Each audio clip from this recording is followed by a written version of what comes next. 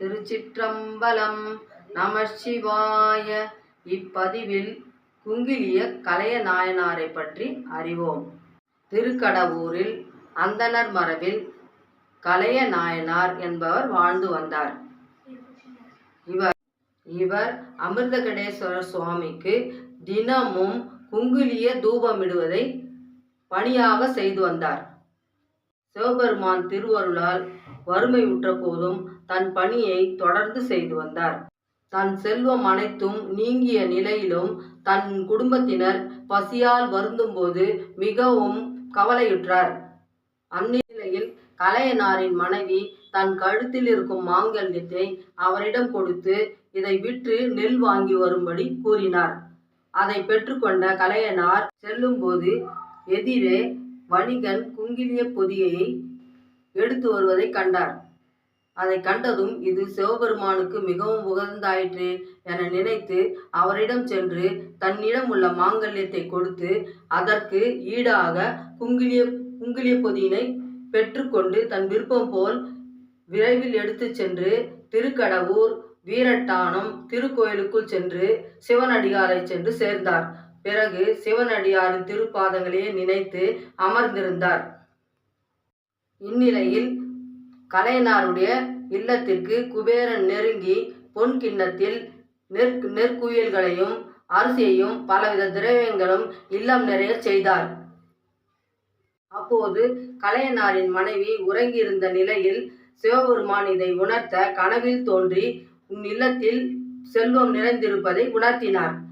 கண் விழித்து பார்த்தபோது கனவில் கண்பது உண்மையாயிருக்க சிவபெருமானின் திருவுருளை கண்டு வியந்து உடனே சமையலறைக்கு சமைக்க சென்றார். திருக்கோயிலில் அமர்ந்திருக்கும் கலையனாருக்கு இதை உணர்த்த சிவபெருமான் அசிரீரியாக, நீ மிகவும் பசித்திருப்பாய், உன் மனைவி பால் சோறு செய்திருப்பால் அதை நீ உண்ணுவாயாக என்று கூறினார்.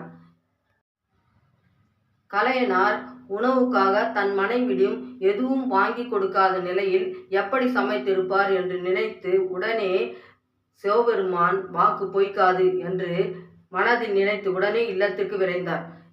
இல்லத்தில் சென்று பார்த்ததும் பொன்னும் பொருளும் பல திரவியங்களும் செல்வமும் தன் இல்லத்தில் குவிந்திருக்கவே மிகவும் சிவபெருமானின் அருளை கண்டு வியந்தார். உடனே அவர் மனைவியார் வாழை இலையிட்டு அமுது படைக்க அடியார்களோடும் தன் குடும்பத்தாரோடும் அமர்ந்து உணவு உண்டு மகிழ்ந்தார். இந்நிலையில் சிவபெருமான் திருவருளால் மிகப்பெரிய செல்வந்தராகி தன்னிடம் வரும் அடியவர்களுக்கு உணவு படைத்து மகிழ்ந்து வரும் நிலையில் திருப்பனந்தாள் என்னும் ஊரில் தாடகேஸ்வர சுவாமி மூலவரான திருமேனி சற்று சாய்ந்த நிலையில் இருப்பதைக் கண்டு அங்குள்ள மன்னர் குதிரைப்படை யானைப்படை வீரர்களை கொண்டு அதை சரி செய்ய எவ்வளவோ முயன்றும் முடியாமல் அவர்கள் களைத்து போயினர்.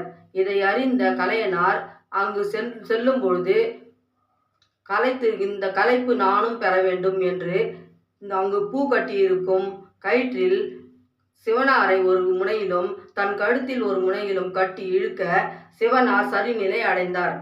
அப்பொழுது தேவர்கள் வானிலிருந்து பூ மழை பொழிந்தனர். அங்கு மன்னன் கலையனாரின் திருவடிகளை வணங்கி மிகவும் மகிழ்ந்தார். கலையனார் அங்கே தங்கியிருந்து பிறகு திருக்கடவூருக்கு வந்து தன் பணியினை தொடர்ந்து செய்து வந்தார். இந்நிலையில் திருஞான சம்பந்தரும் அப்பரும் இவர் வருகை புரிவதை கண்டு உடனே அவர்களை அன்புடன் உபசரித்து வரவேற்று தன் இல்லத்திற்கு அழைத்து அறுசுவை படைத்து அவர்களை மனம் குளிரச் செய்தார். இவ்வாறு தொடர்ந்து தன் திருப்பணியை செய்து வந்து பிறகு சிவபெருமானின் திருவடியை அடைந்தார். சிவபெருமானின் மீது கொண்ட அன்பும் தொண்டும் எந்த நிலையிலும் மாறாததனால் அவர் சிவபதம் சென்று அடைந்தார். திருச்சிற்றம்பலம். பொல்லத்த காயமாய பொருளினை போகமாதர் வெள்ளத்தை கழிக்க வேண்டில் விரும்பு மின் விளக்கு தூபம் உள்ளத்திரி ஒன்று ஏற்றி உணருமாறு உணர வல்லார் கள்ளத்தை கழிப்பர் போலும் கடவூர் வீரட்டானரே. பெரும் புலர்காலை மூழ்கி பித்தர்கட்கும் பக்தராகி அரும்பொடு மலர்கள் கொண்டு ஆங்கு ஆர்வத்தை உள்ளே வைத்து விரும்பினல் விளக்கு தூபம் விதியினால் இடவல்லார்க்கு கரும்பினிற் கட்டி போல்வார் கடவுர் வீரட்டானரே. குங்கிலிய கலைய நாயனார் திருவடிகள் போற்றி போற்றி. திருச்சிற்றம்பலம்.